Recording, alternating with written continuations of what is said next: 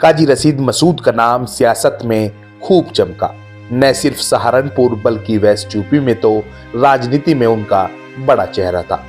अगर कहें कि सहारनपुर में तो अब तक के सबसे कद्दावर नेता रशीद मसूद थे तो गलत नहीं होगा।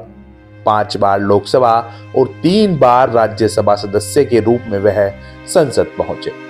27 साल की उम्र में 1974 में नकुड़ विधानसभा सीट से निर्दलीय पहला चुनाव लड़ा था, जिसमें वह कांग्रेस के यशपाल सिंह से हार गए थे। लेकिन इस हार से वह निराश नहीं हुए और 1977 में जनता पार्टी के टिकट पर सहारनपुर से लोकसभा का चुनाव लड़ा।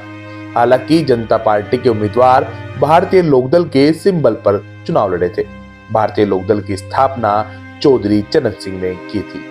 काजी रशीद मसूद का अपना प्रभाव भी काफी हो चुका था और इमरजेंसी के बाद हो रहे चुनाव में जनता पार्टी के पक्ष में माहौल था। ऐसे में रशीद मसूद चुनाव जीत गए थे।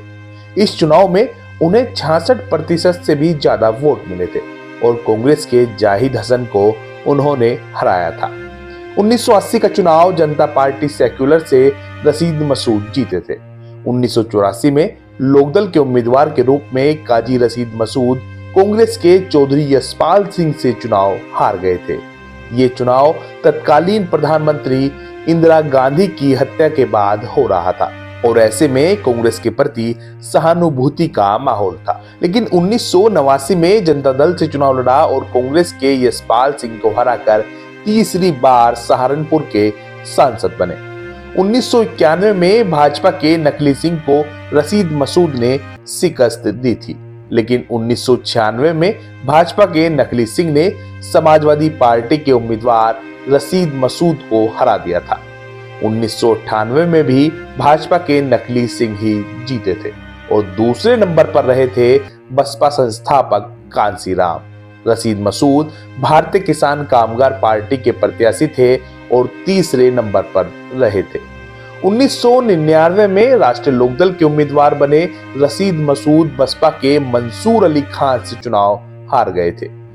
रशीद मसूद फिर सपा में शामिल हो गए थे और 2004 के चुनाव में बसपा उम्मीदवार मंसूर अली खान को हरा दिया था।